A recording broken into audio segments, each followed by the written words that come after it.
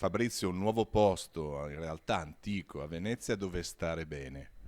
È proprio una bella sintesi. Tanti anni di lavoro insieme al nostro architetto Giuseppe Tortato e dove abbiamo provato a far crescere questa azienda. Questo è il 10° negozio che mai apriamo qui in centro a Venezia, un'avventura partita 15 anni fa con un piccolo panificio, eravamo in tre. È un'avventura che poi è stato un susseguirsi di prove, di esami di maturità.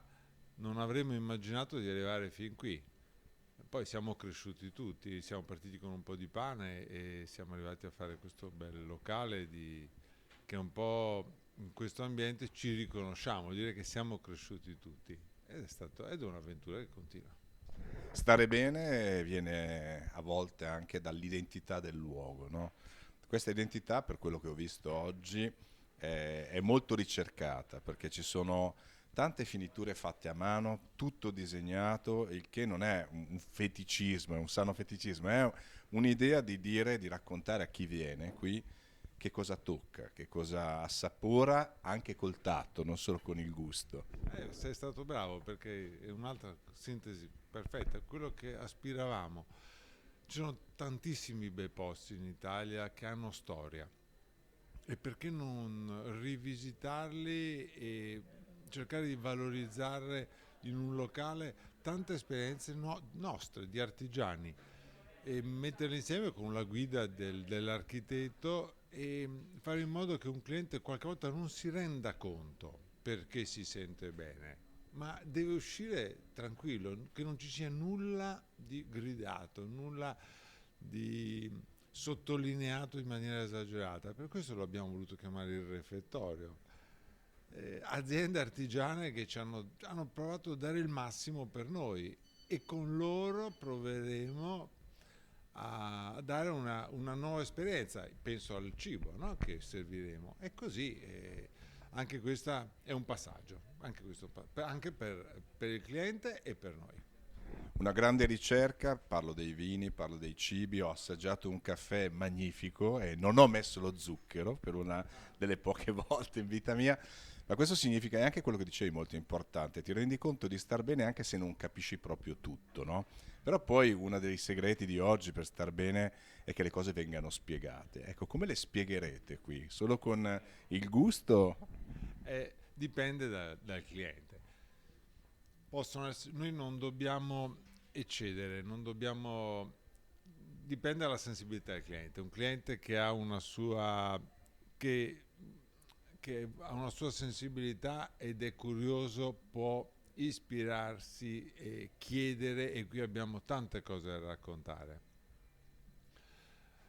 Altre volte non bisogna che l'accoglienza oggi di ritrovare un senso di accoglienza che qualche volta non è necessario esagerare nel raccontare perché si diventa invadenti. Ci auguriamo che, ma siamo sicuri che questo modo di fare ristorazione sia vincente. Avete già lavorato con Giuseppe Tortato e quindi vi conoscete a vicenda. Ho seguito anch'io un po' le vicissitudini di questo luogo perché è un progetto che dura tanto e il tempo è uno dei segreti dei progetti fatti bene, perché i materiali scelti che addirittura dichiarano di potersi rovinare, no? E quindi di assorbire la patina del tempo. Tutto questo fa parte di un processo un po' meno facile magari, no? Anche la scelta della ceramica, la scelta di tutte le finiture che Giuseppe con voi avete scelto, appunto. Quindi questa idea di prendere il tempo necessario. 10 anni, ma le cose belle hanno bisogno del loro tempo. Peccato, ma è così. E noi invecchiamo con loro. E loro però ci supereranno, cioè sopravviveranno a noi. Ma è inevitabile se vuoi fare cose fatte bene. Ma non devi avere fretta, non devi accettarlo. Poi siccome la realtà supera il pensiero, poi ci sono anche i temi con l'acqua alta, i temi della pandemia, ma Noi abbiamo cercato di fare le cose cercando di dare il tempo all'artigiano e a noi, alle nostre coscienze, al nostro spirito, alla nostra idea di maturare. Sono nati 10, e sono passati 10 anni, siamo invecchiati, però non solo noi, anche altri godranno, ci auguriamo. E poi per chiudere, vabbè, conoscendo Giuseppe, ovviamente qualche citazione al maestro Scarpa, no? Che è molto presente e all'identità del luogo e alla venezianità, non so se si dice così. Ma sì, ma ragazzi, qui siamo in una città straordinaria e non c'è bisogno di spiegarne il motivo, no? Se ne parla anche male, ingiustamente qualche volta, sottolineando i temi del turismo, ma nonostante si parli spesso dei difetti, la gente continua a venire perché la bellezza supera i nei. Siamo a fianco alla cappella, io la chiamo la Cappella Sistina di Venezia, cioè la scuola grande di San Rocco col Tintoretto, per cui è un palcoscenico. E con Tortato ci siamo anche divertiti, nel senso che immaginiamo di, di, di permettere al consumatore, a chi verrà a trovarci, di avere un'esperienza che ricordi anche dov'è in Italia, con un gusto italiano di cui dobbiamo essere orgogliosi, con degli artigiani straordinari che esistono ancora e che hanno dato loro stessi il massimo, Una cucina. con una cucina. No, dico, gli artigiani sono una cucina. Certo, gli artigiani sono una cucina, ma poi, e poi Carlo Scarpa, come si fa? Carlo Scarpa ci ispira ogni giorno, ci ispira ogni giorno. Ma di che cosa discutiamo, ragazzi? Per cui, per fortuna, abbiamo Carlo Scarpa vicino. E basta, e questo è un po' il percorso, ecco, di questo. Per chiudere, ci sono delle parole chiave che vanno un po' di moda e quindi sono un po' una concessione al tempo. Un luogo come questo entrerà in tutte le guide nel web con un termine che secondo me è destinazione, no? Allora, che cosa ti piace del termine destinazione e che cosa invece vorresti declinare con altre parole chiave per in qualche modo smussarlo? Destinazione come passaggio per avere un'esperienza e sentirsi un po' bene, e passare e che la visita a Venezia o che il veneziano che verrà a trovarci ne abbia un motivo, un senso, no? Un senso. Il senso noi ci abbiamo messo così tanti anni perché anche loro diano un senso al loro tempo, no? E lo devono trovare loro, non possiamo urlarglielo noi, se lo devono trovare loro. Se li aiutiamo a trovarlo, siamo andati bene. Noi ce lo siamo trovati, il significato, ed è questo. E loro, se noi li aiutiamo a trovare loro, è il massimo. Grazie, complimenti. Grazie a te. Giuseppe, uno degli elementi principi di questo progetto è il tempo, da quello che ho capito.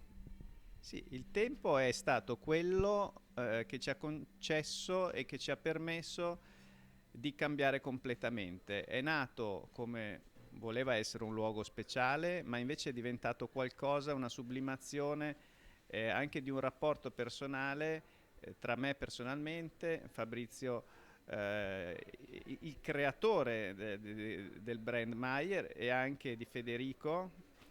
Diciamo siamo stati un trio che hanno permesso la creazione dello spazio che vedi, che però è uno spazio che non è un progetto, è una ricerca metafisica quasi, è una ricerca di una verità, di un luogo dove star bene che andasse oltre le mode. Una bottega anche in qualche modo, cito a caso il peltro del bancone piuttosto del cotto andato a realizzare a mano, non vicinissimo nel sud Italia, ma cercare delle identità e delle unicità.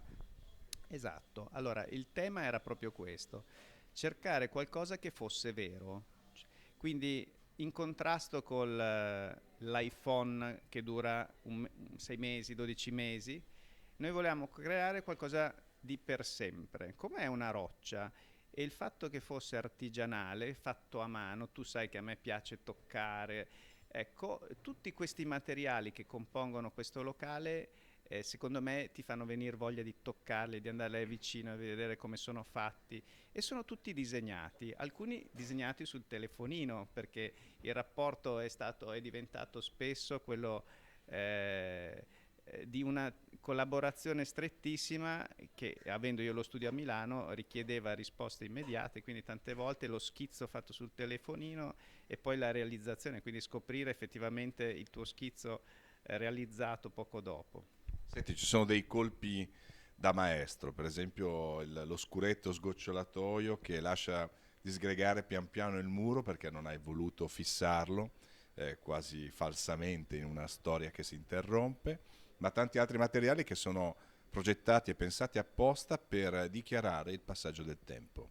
Esatto, noi lo sai perché anche negli edifici, e questa è la mia visione, vogliamo che le cose possano invecchiare, come le vecchie Timberland che a tutti piacevano, vecchie e non nuove. Noi vogliamo che questi locali col passaggio del tempo acquistino fascino e non invecchino. Quindi il cartongesso, che è il materiale che io odio per eccellenza, perché E il battiscopa. batiscopa, ecco, non mi nominare queste cose brutte. Quindi per esempio però il fatto che qui non ci sia cartongesso, quando a Venezia col problema dell'acqua alta è una cosa che normalmente ti dicono essere necessaria, non poteva essere eliminato se non durante questi 10 anni in cui pian piano la nostra convinzione ha superato la convenzione e la pratica, diciamo, normale del costruire.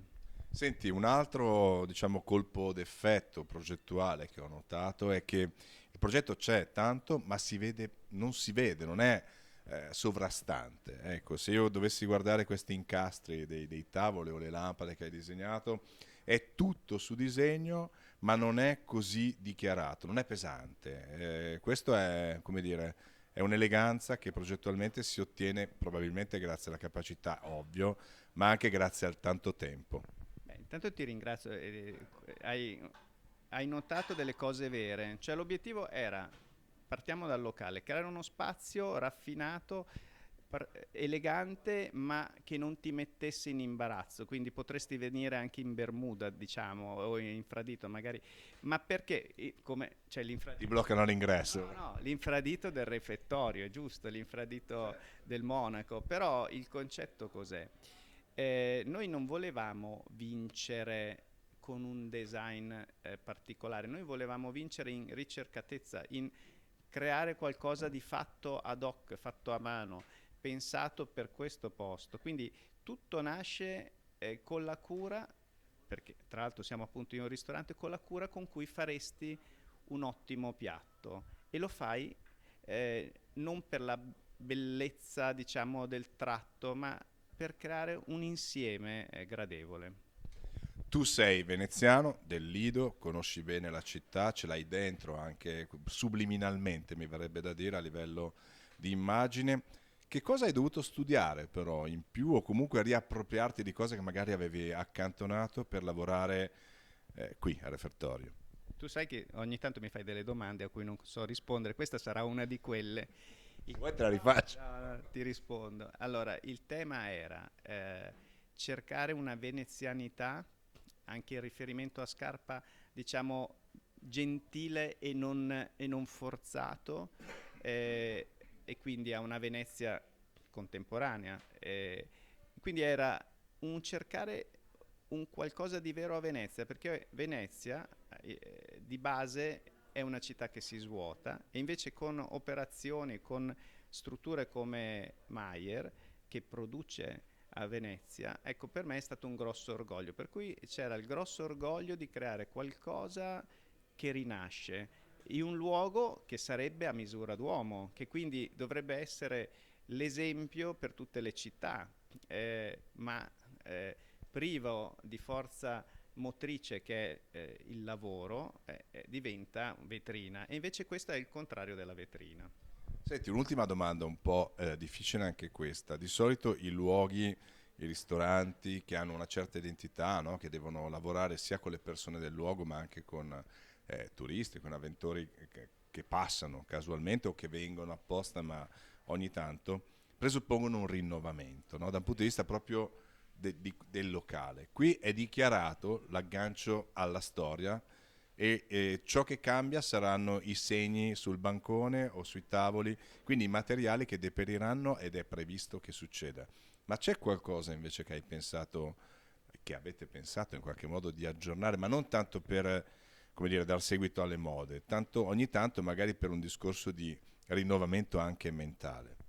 Allora, in realtà no, nel senso che questo è un organismo che si adatterà al passare del tempo, quindi non abbiamo previsto, lasceremo, diciamo, che sia la situazione, le esigenze, il mercato a far sì che questo spazio cambi in base a quello che sarà richiesto. Non ho parlato di una cosa, visto che con tutte le domande bellissime che mi hai fatto non mi hai parlato di colore.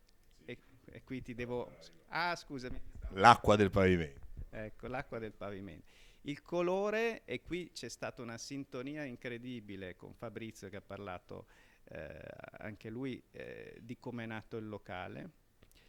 Il colore è un qualcosa che oggi in questa società è quasi stato dimenticato, e quindi avere anche il coraggio di avere un pavimento di cotto azzurro con tutte, diciamo, le difficoltà di avere un pavimento artigianale che si potrà sporcare o dovrà essere manutenuto, ma questo è previsto.